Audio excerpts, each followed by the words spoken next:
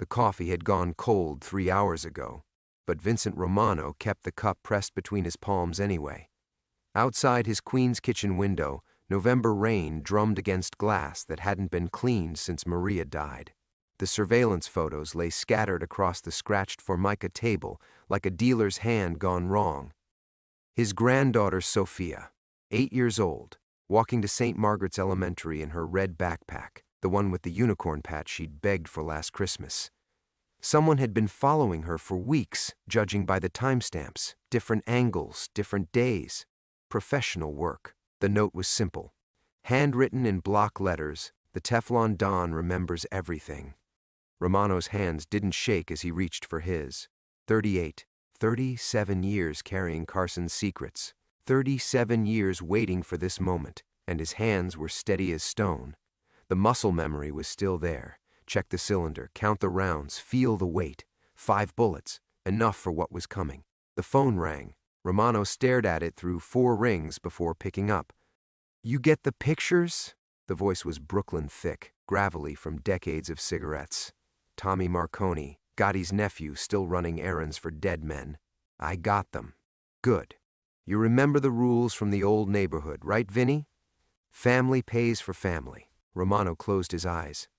"Sophia's got nothing to do with this. Your granddaughter's got everything to do with this. You think we forgot? You think 37 years is long enough to wash the blood off your hands?" Through the kitchen window, Romano watched Mrs. Chen from next door wrestle grocery bags from her Honda. Normal people living normal lives. No idea their neighbor had spent 4 decades as one of the FBI's deepest plants in organized crime. No idea the quiet widower who helped them shovel snow had once sat in the same room as the heads of all 5 families. "What do you want, Tommy?" "Justice. For what you did to Uncle John. For what Carson did. For everyone who died because of that handshake." Romano had replayed that night 10,000 times. Carson sitting at table 7, nursing his 3rd scotch and trading stories with the city's power brokers. Politicians, judges, entertainment moguls, everyone who mattered in New York was there that Valentine's night. And John Gotti, fresh off beating the federal racketeering charges, making his rounds like some kind of celebrity. But Gotti wasn't there for Carson's autograph. "The handshake was Carson's choice," Romano said. "I just provided security." Tommy's laugh was razor wire. "Security. Right. You provided security the same way Benedict Arnold provided security. We know what you really were, Vinny. We know who you really worked for." The line went dead. Romano set the phone down and walked to his bedroom closet. Behind the winter coats and Maria's old dresses was a panel that came loose with the right pressure. Inside, 3 fake passports, $47,000 in cash, and a manila folder thick with photographs and documents. Insurance, he'd called it. Evidence that could still destroy what was left of the Gambino operation. But insurance didn't matter when they had Sophia. His daughter Lisa would be picking her up from school in 2 hours. Normal Tuesday routine, piano lesson at 4, homework at the kitchen table, mac and cheese for dinner. Lisa had no idea her father was anything more than Carson's old bodyguard. The official story was that Romano had worked private security for celebrities, nothing more dangerous than dealing with overzealous fans and paparazzi. The truth was more complicated.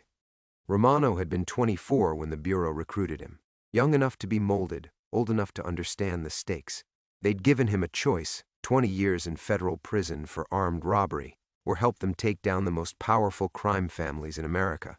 It hadn't been much of a choice. The Carson assignment was supposed to be a safe posting.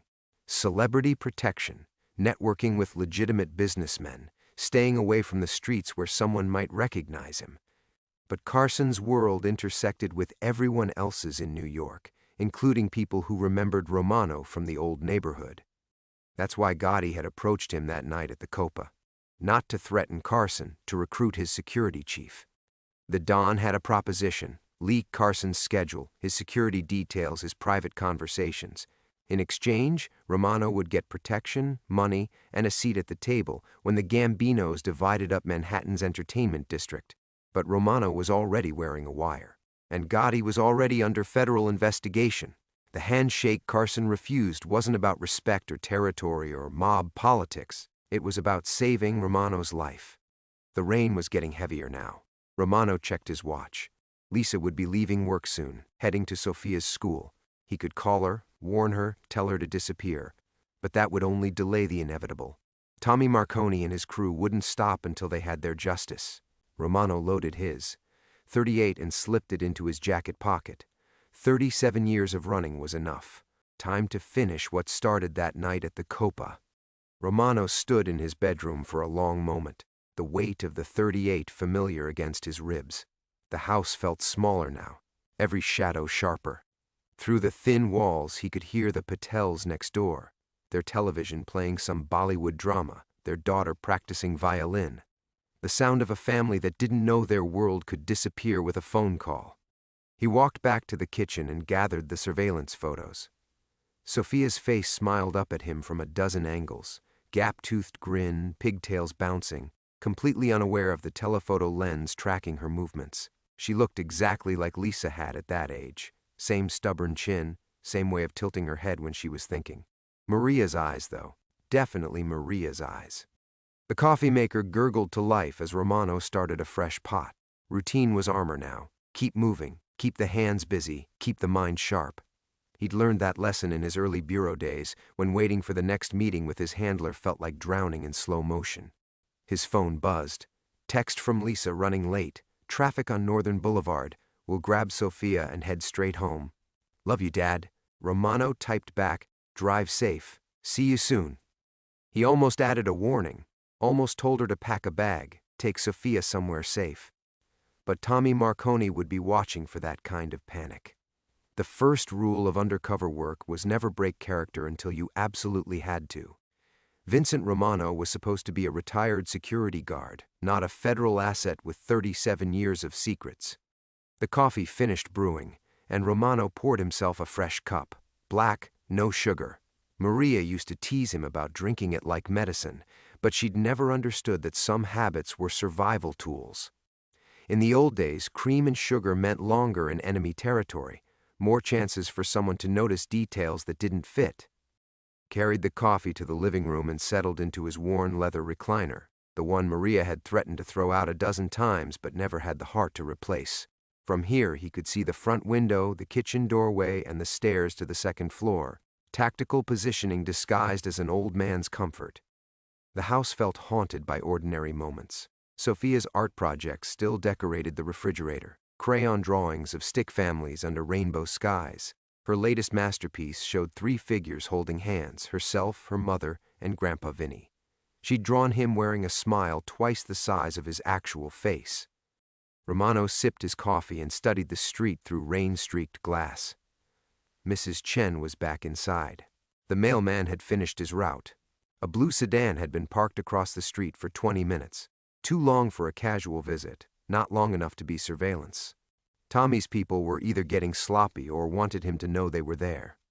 His mind drifted to the last time he'd felt truly safe. Not the manufactured safety of witness protection or federal custody, but the bone-deep security of believing tomorrow would look like today. It had been a Sunday morning, maybe 6 months before Maria's diagnosis. Sophia was 4, still young enough to climb into bed with them at dawn, chattering about dreams and demanding pancakes. Lisa had brought her over for the weekend, and the house had been full of laughter and syrup and the kind of chaos that made Romano forget he'd ever been anyone but Grandpa Vinny. Maria had caught him watching Sophia from the kitchen doorway, his face soft with something he'd forgotten he could feel. "You're thinking too hard," she'd whispered, slipping her arms around his waist. "Just be here." He'd tried to explain that being present was harder when you'd spent decades being someone else. But Maria had pressed her finger to his lips and pulled him into the living room where Sophia was building a fort out of couch cushions. "Castle needs defending," she'd announced with the seriousness only a 4-year-old could muster. "You're the knight, Grandpa." Romano had crawled into that blanket fort and let his granddaughter crown him with a paper towel tube. For 2 hours, he'd been nothing but a knight in a castle, protecting a princess from imaginary dragons. Now, the dragons were real. The blue sedan's engine turned over, and Romano watched it pull away from the curb. They were leaving, either changing shifts or moving to a better position. He memorized the license plate anyway. Old habits. His phone rang again. Unknown number. Yeah. You thinking about running? Tommy's voice was almost conversational. Don't. We've got eyes on the airport, the train stations, the bridges. You run, the kid pays first. Romano's grip tightened on the phone. I'm not running. Smart. Tomorrow night, 10 o'clock. Calvary Cemetery, Section 14, where we buried Uncle John. Come alone, and maybe this ends quick. And Sophia? That depends on you, Vinny. That depends entirely on you. The line went dead. Romano stared at the phone for a long moment, Tommy's words echoing in the sudden silence. Calvary Cemetery, Section 14, where they buried Uncle John. The irony wasn't lost on him. They wanted him to die where Gotti was laid to rest, as if that would somehow balance the cosmic scales. He set the phone on the side table and walked back to his bedroom. The hidden panel gaped open like a wound, spilling decades of secrets into the light. Romano reached past the cash and passports to the thing he'd hoped never to touch again, a small digital recorder, no bigger than a matchbox. The FBI had given it to him in 1985, state-of-the-art technology that could capture crystal-clear audio in a room full of ambient noise. He'd worn it that night at the Copa, taped under his shirt collar like a tiny anchor weighing him down. Every word Gotti spoke, every threat and proposition, was preserved on magnetic tape that had put 3 capos in federal prison. But there was something else on that recording. Something the Bureau had classified so deep that even Romano's handler claimed not to know about it. His fingers found the device's edge, and 37 years collapsed into a heartbeat. He could smell the Copa's cigarette smoke, hear Sinatra's voice drifting from the sound system, feel the weight of Carson's trust pressing down on his shoulders. The king of late night had been more than an assignment. He'd been a decent man caught in an indecent world, someone who deserved better than being used as bait in a federal operation. Romano pressed play. Static hissed for a few seconds. Then Gotti's voice filled the bedroom. Don't care what Carson thinks he knows. The important thing is what he can prove, and dead men can't testify. Romano's younger self responded, Mr. Gotti, with respect, Carson's just an entertainer. He doesn't know anything about your business. Gotti's laugh was warm, almost paternal. Vinny, you disappoint me. I thought kids from the old neighborhood were smarter than that. Your boss didn't just stumble onto information about our operations. Someone fed it to him, someone with access to things that could hurt us. I don't understand. Of course you don't. But here's what you need to understand. Carson's got photos, documents, recordings, stuff that could put me away forever. Stuff that could only come from inside the Bureau itself. Romano's breath caught. Even after all these years, hearing those words felt like ice water in his veins. He'd known Carson had stumbled onto evidence of mob corruption, but he'd never understood the scope, never realized his boss was sitting on proof that someone high up in the FBI was selling information to the Gambinos. Gotti's voice continued. So, here's what's gonna happen. You're gonna get close to Carson, find out where he keeps his insurance policy, and bring it to me. In exchange, I'll make sure your real employer never finds out you've been skimming from Carson's expense accounts. Young Romano's voice was barely a whisper. What are you talking about? FBI agent Vincent Romano, badge number 2847. Recruited 1983, currently working undercover assignment designation, late show. Did I get that right? The recording captured the sound of Romano's world ending, the sharp intake of breath, the scrape of his chair against the floor, the distant sound of laughter from other tables where people were having normal conversations about normal things. You look surprised, Vinny. Don't be. We got friends everywhere, including your precious Bureau.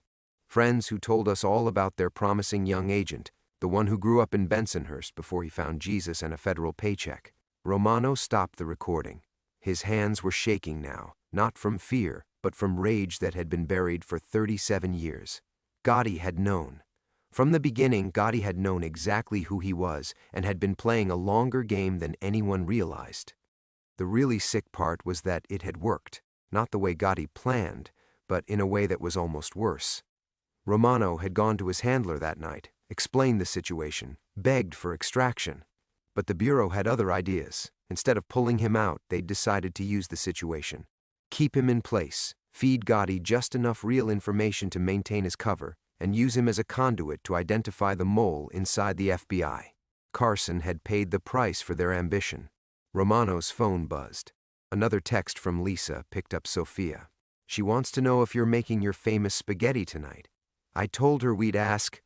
He stared at the message, remembering Sophia's face when she ate his cooking. The way she closed her eyes and made exaggerated M&M sounds, like she was tasting the most delicious thing in the world. She had no idea her grandfather's famous spaghetti sauce recipe came from his FBI surveillance days, learned in the kitchen of a suspected Lucchese associate who'd never known he was being watched.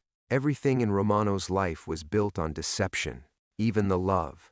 Another buzz, Dad? You there? Romano typed back, tell her yes.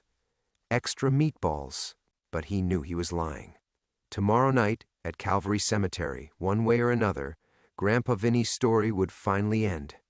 Romano stared at his phone for 20 minutes after sending the text, his thumb hovering over Lisa's contact. 3 times he started typing a warning, take Sophia somewhere safe tonight, and 3 times he deleted the words before sending. The hardest part of being undercover wasn't lying to enemies. It was lying to the people you love to keep them alive. The afternoon stretched like pulled wire. Romano tried to focus on ordinary tasks, washing dishes, sorting mail, checking the locks, but his mind kept drifting to faces from the old days, people who might still be breathing if he'd made different choices that night at the Copa, people who'd trusted him without knowing he was wearing a wire.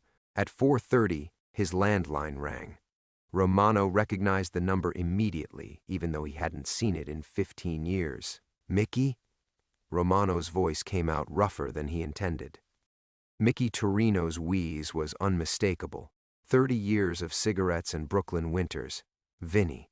Jesus, I hoped I'd never have to make this call. Romano closed his eyes. Mickey had been his first real contact in the Gambino family, a mid-level guy who ran numbers in Sheepshead Bay and still believed in the old codes.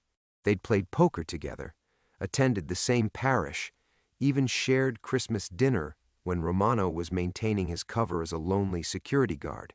Mickey was one of the few people from that world Romano had genuinely liked. You calling to reminisce, Mick?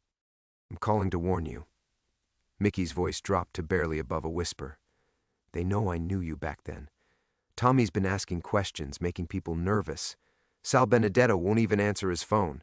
Crazy Joe Petrucci packed up his family and drove to Florida yesterday. Nobody wants to be anywhere near this thing. Romano felt something cold settle in his stomach. What thing? Whatever Tommy's planning for tomorrow night. Look, Vinny, I don't know what really happened between you and John back in '86. Don't want to know. But Tommy's been putting a crew together, and these aren't the usual suspects. He's pulling in talent from outside the family, professionals. Through the kitchen window, Romano watched a different sedan, black this time, cruise slowly past his house. The driver wore sunglasses despite the overcast sky and kept his eyes straight ahead, but Romano caught him checking the rearview mirror. How many? Romano asked. I heard 6, maybe 8. And Vinny? Mickey coughed, a wet sound that suggested his smoking habit was winning. One of them ain't Italian. Romano's blood chilled. In the old days, the families kept their violence in-house. Bringing in outside contractors meant this wasn't about honor or respect or settling old scores according to traditional rules. This was about making sure the job got done, period. Mickey, you didn't have to call. Yeah, I did. You remember when my kid Anthony got leukemia, 1987, right after the whole mess at the Copa? You remember who helped me find the specialist at Sloan Kettering? Who made the introduction, got Anthony bumped to the front of the waiting list? Romano remembered. He'd used his FBI contacts to connect Mickey with one of the country's best pediatric oncologists. Anthony Torino was 43 now, married with kids of his own, completely unaware that his life had been saved by a federal agent posing as a mobster. That was a long time ago, Mick. Not to me, it wasn't. Anthony's got a daughter starting kindergarten next month. Every day I see her is a day I owe you. Mickey's voice broke slightly. I can't do much, Vinny, but I can tell you this. Whatever Tommy's got planned, it don't end with just you. Word is he's got orders to clean up loose ends, all of them. The line went quiet except for Mickey's labored breathing. Romano understood what he wasn't saying directly. Lisa and Sophia weren't collateral damage, they were targets. Thanks for the heads up. Don't thank me yet. Just be smart, okay? Smarter than the rest of us were back then. The call ended, leaving Romano alone with the weight of Mickey's warning. He walked to his front window and counted 3 different vehicles that hadn't been there an hour ago. They weren't even trying to hide anymore. Tommy wanted him to feel the noose tightening. Romano's phone buzzed with another text from Lisa. Sophia fell asleep in the car. Going to let her nap at my place. Dinner around 7? This time, Romano didn't hesitate. Rain check, sweetheart. Feeling under the weather. Kiss Sophia for me. Feel better, Dad. Love you. The response came so quickly it made Romano's chest ache. Lisa still signed her texts with love you like she was 12 years old, still worried about her father, even though she thought the most dangerous thing in his past was dealing with drunk celebrities at nightclub appearances. Romano deleted the conversation and turned off his phone. Tomorrow night at Calvary Cemetery, Tommy Marconi would get his justice. But tonight, Grandpa Vinny was going to war. Romano sat in the growing darkness of his living room, the weight of Mickey's warnings settling into his bones like arthritis. 3 decades of careful compartmentalization, keeping Agent Romano separate from Grandpa Vinny, keeping the past buried under layers of ordinary routine, had collapsed in 48 hours.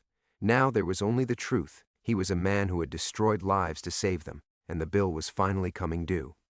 He pulled out a second phone from the hidden panel, one he'd kept charged but untouched for 7 years. The contact list contained only 3 numbers. The first belonged to Assistant Director Patricia Hayes, his former handler who'd promised to keep his family safe in exchange for testimony that had never come. The second was a federal marshal he'd never met but who'd supposedly been assigned to his case.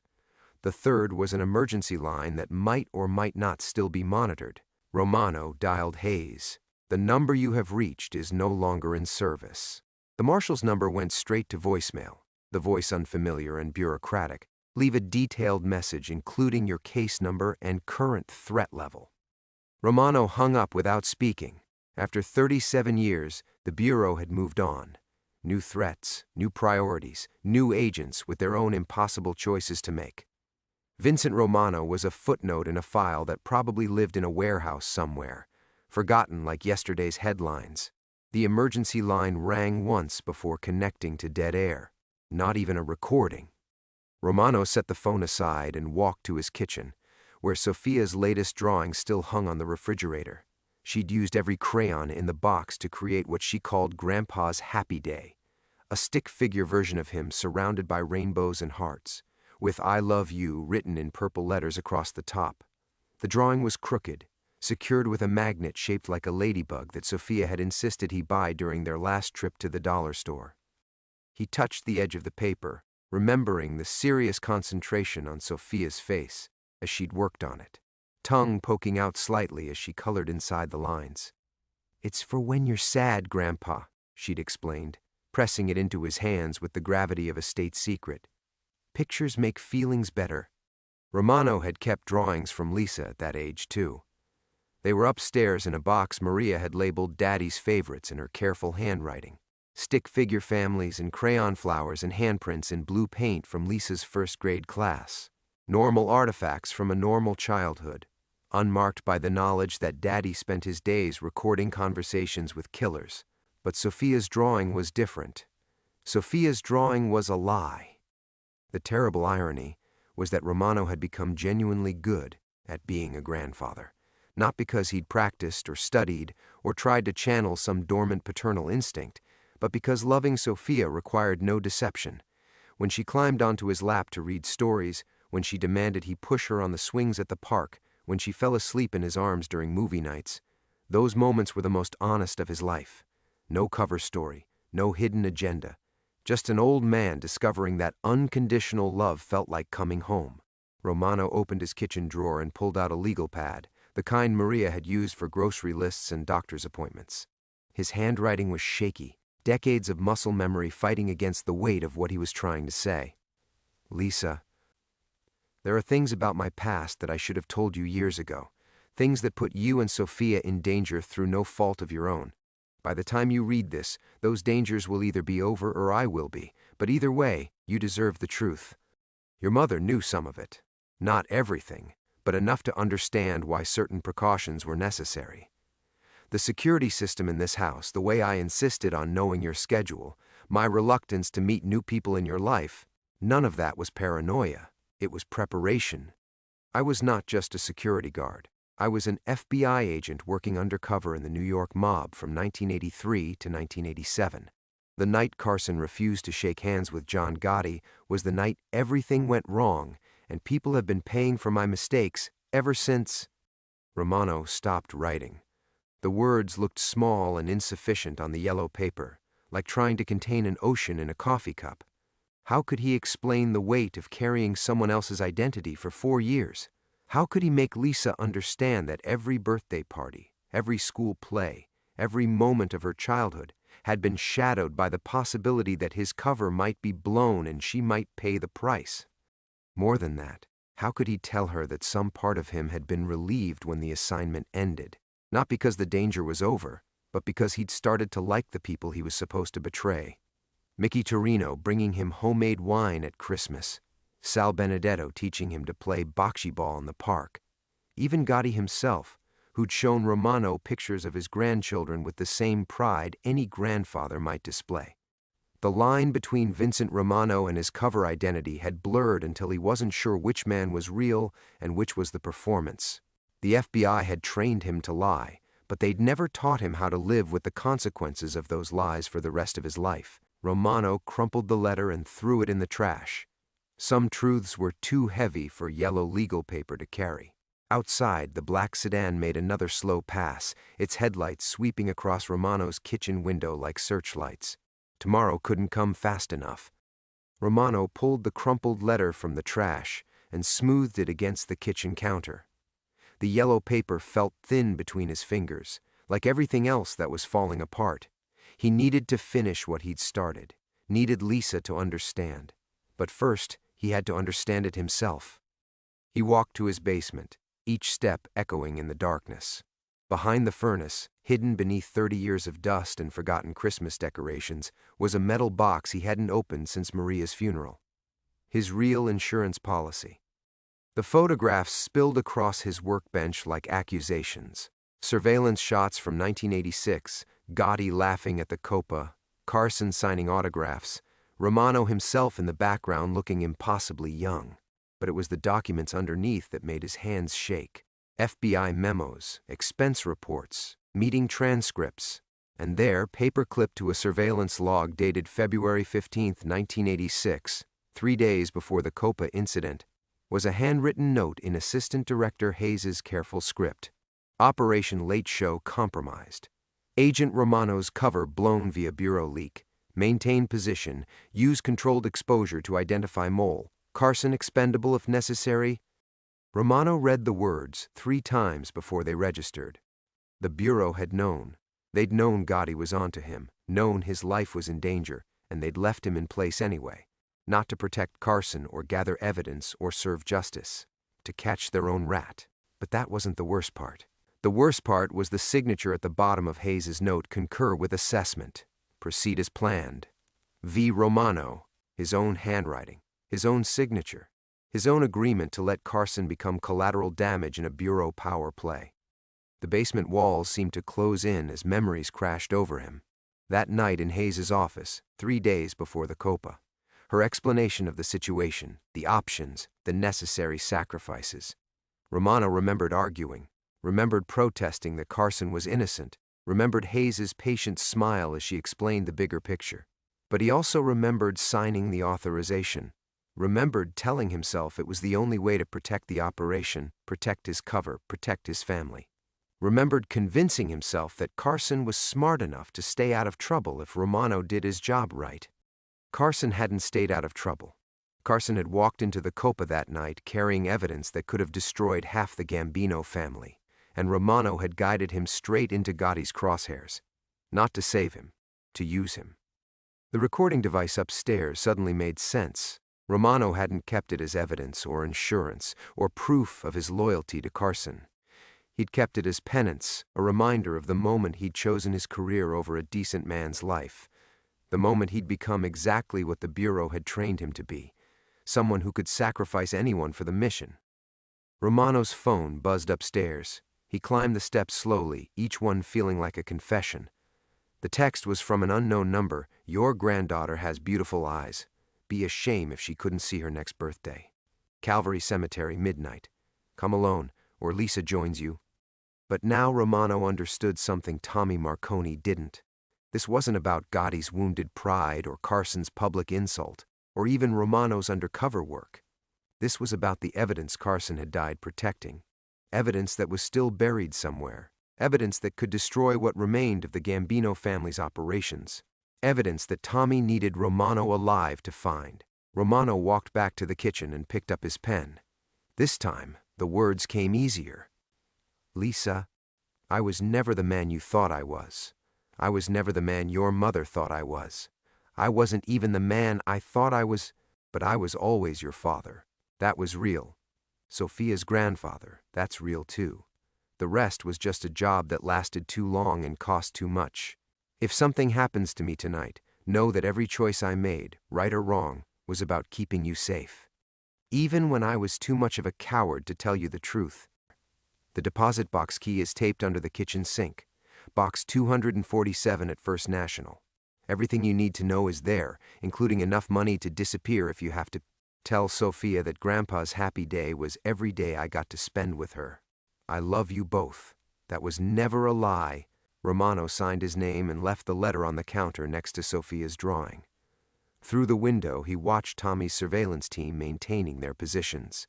They thought they were hunting a retired security guard, a broken old man with nowhere to run. They were about to meet FBI agent Vincent Romano one last time. But first, he had a phone call to make. Because if Tommy Marconi wanted to play games about the past, Romano was going to make sure he understood exactly who he was dealing with. Carson had been expendable once. Romano wouldn't make that mistake again. The voice that answered was gravelly, cautious. Yeah? Sal, it's Vinny Romano. Dead silence stretched across the line, broken only by the sound of traffic in the background. Finally, Jesus Christ. Vinny, where the hell you been?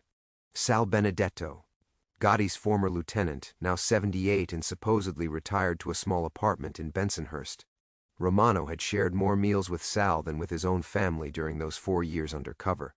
They'd argued about baseball, complained about their wives, played cards until dawn in back rooms that smelled of cigars and broken dreams. I've been around, Sal, living quiet. Yeah, well, quiet don't last forever, does it? Tommy's got half the neighborhood looking for you. Says you got something that belonged to John. Romano watched another car cruise past his house, slower this time. What do you think I got, Sal? I think I don't want to know. But I also think you didn't call me to catch up on old times. Sal's voice softened slightly. Mickey called me after he talked to you. Said Tommy's bringing in professionals. That true? Looks that way. Then you're fucked, Vinny. No offense, but you ain't 25 anymore, and these new guys, they don't follow the old rules. They don't care about families, don't care about innocent people getting hurt. Romano's eyes found Sophia's drawing on the refrigerator. Sal, I need to ask you something, and I need you to tell me the truth. Shoot. February 1986, the night at the Copa, you were there. A long pause. Yeah, I was there. What really happened? Not the story everyone tells about Carson disrespecting John. What really happened? Sal's breathing grew heavier. Why you want to dig up old graves, Vinny? Because somebody's digging them up anyway. And I think there's more to that night than a handshake. Another silence, this one filled with the weight of 37 years. Finally, Sal spoke, his voice barely above a whisper. Carson wasn't supposed to be there that night. He was supposed to be in Los Angeles, taping his show. But he flew back early, said he had business to take care of, important business. Romano's pulse quickened. What kind of business? He had a briefcase with him, handcuffed to his wrist like some kind of federal prosecutor, wouldn't let it out of his sight. And he was asking questions, Vinny, about you. The kitchen floor seemed to tilt beneath Romano's feet. About me? About your background? About how long you'd been working for him? About whether anyone else knew your real name?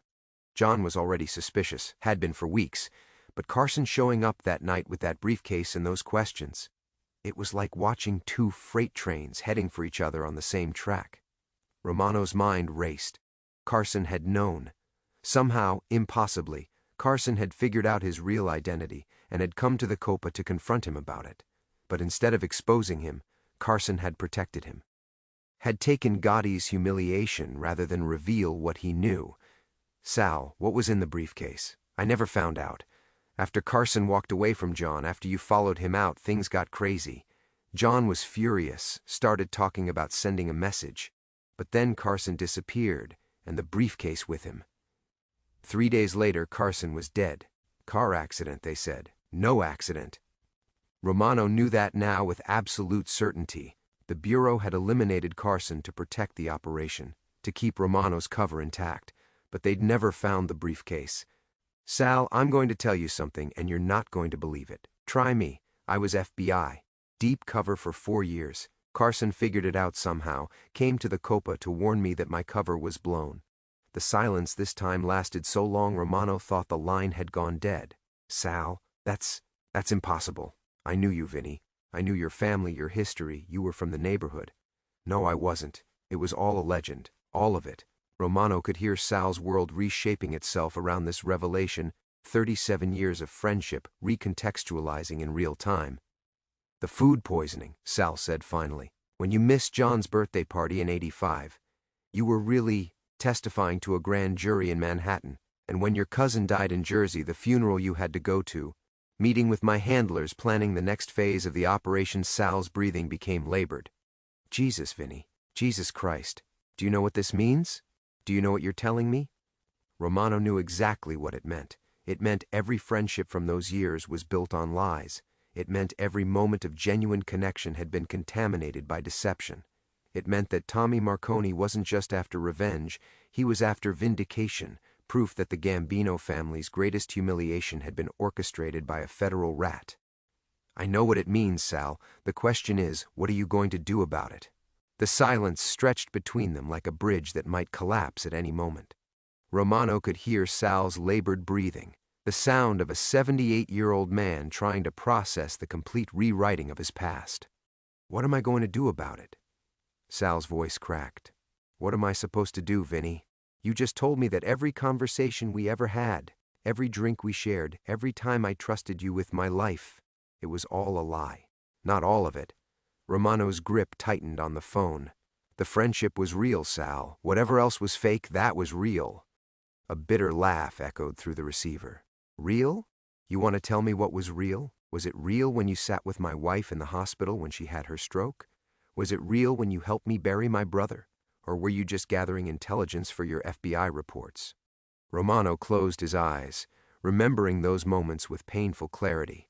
Sitting beside Sal in the ICU waiting room, both of them exhausted and afraid.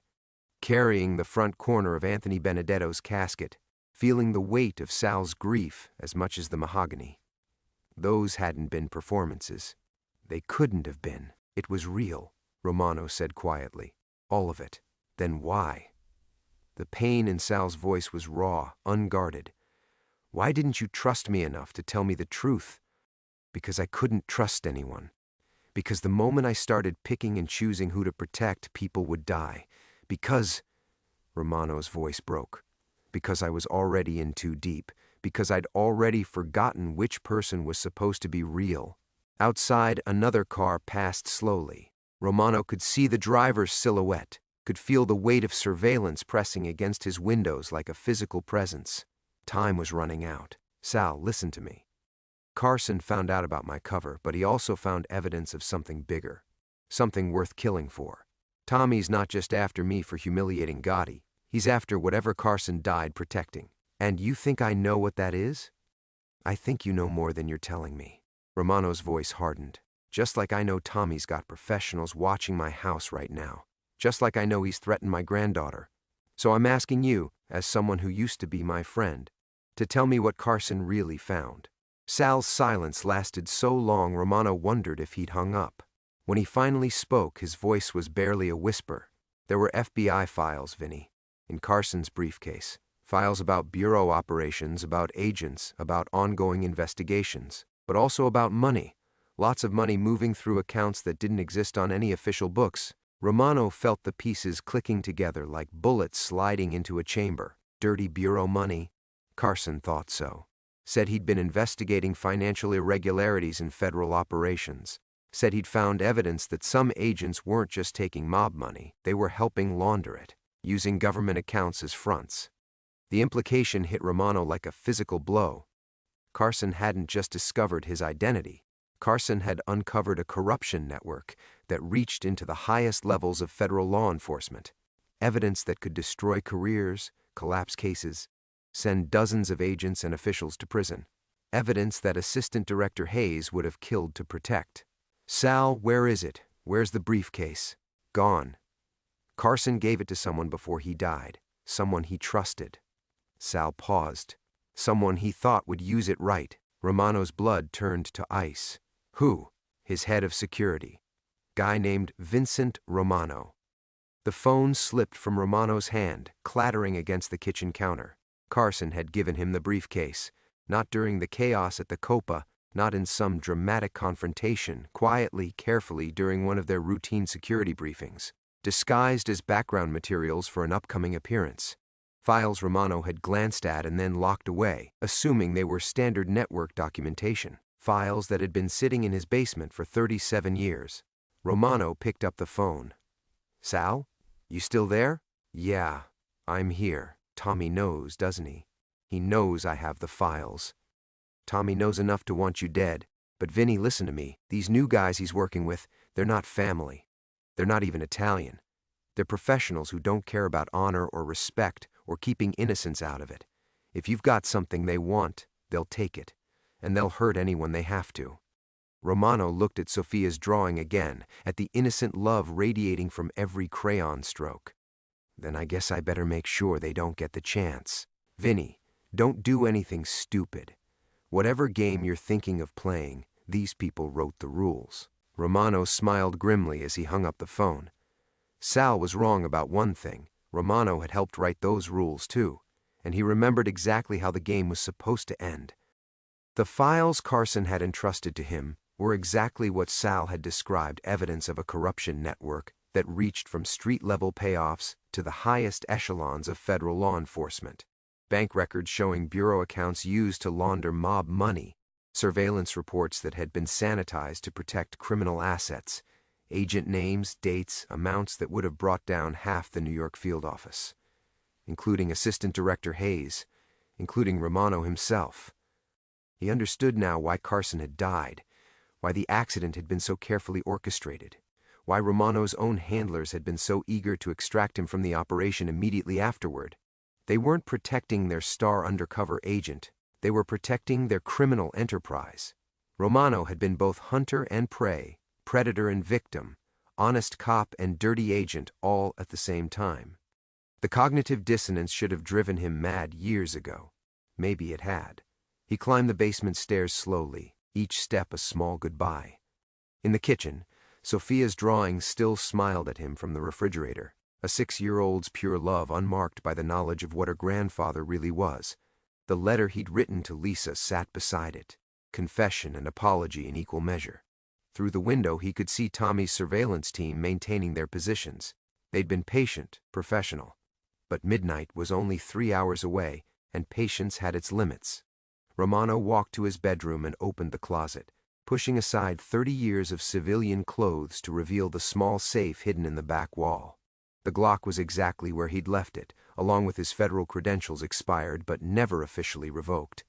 He checked the magazine, verified the action, felt muscle memory from a different life flowing back into his hands. For a moment, he was Agent Vincent Romano again. But only for a moment. The phone rang as he was cleaning the weapon. He didn't recognize the voice, younger, educated, with the careful diction of someone who'd learned English as a second language. "Mr. Romano. My name is Dimitri. I work for Mr. Marconi," I figured. "Mr. Marconi has asked me to revise tonight's arrangement. The cemetery seemed public. Instead, you'll come to the warehouse at Pier 47. Bring the files.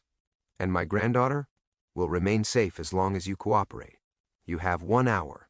The line went dead. Romano looked at the Glock in his hands, then at Sophia's drawing on the refrigerator. The math was simple and terrible, his life for hers, his secrets for her future. He'd made worse trades. Romano spent the remaining hour walking through his house like a ghost visiting his own haunting.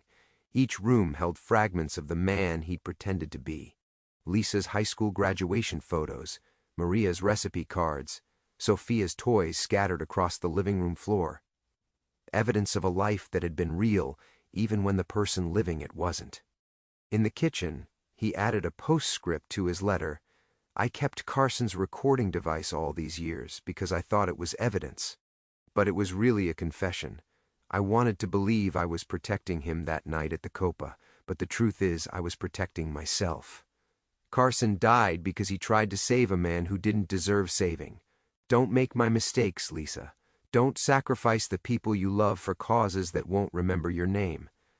Tell Sophia her grandfather learned too late that being good isn't the same as doing good. Maybe she can do better. Romano sealed the letter in an envelope and left it on the counter. Then he gathered Carson's files, his weapon, and what remained of his courage, and walked into the Queen's night for the last time. The city stretched before him like a promise and a threat. 37 years of history written in concrete and neon in shadow. Somewhere out there Lisa was probably reading bedtime stories to Sophia, both of them unaware that their world was about to change forever. Somewhere else Tommy Marconi was preparing to close a circle that had been drawn in blood and humiliation decades ago. And somewhere in between, Vincent Romano was finally going to learn who he really was. The walk to Pier 47 would take 45 minutes, long enough to remember everything that had led to this moment, long enough to make peace with choices that couldn't be changed, long enough to decide whether redemption was worth dying for. Romano pulled his coat tighter against the February cold and began walking east, toward the river, toward the reckoning he'd been avoiding for 37 years. Behind him, the small house in Queens sat empty, holding its secrets and its ghosts, and one 6-year-old's drawing of perfect innocent love. It was enough of a legacy for any man. It would have to be enough for him.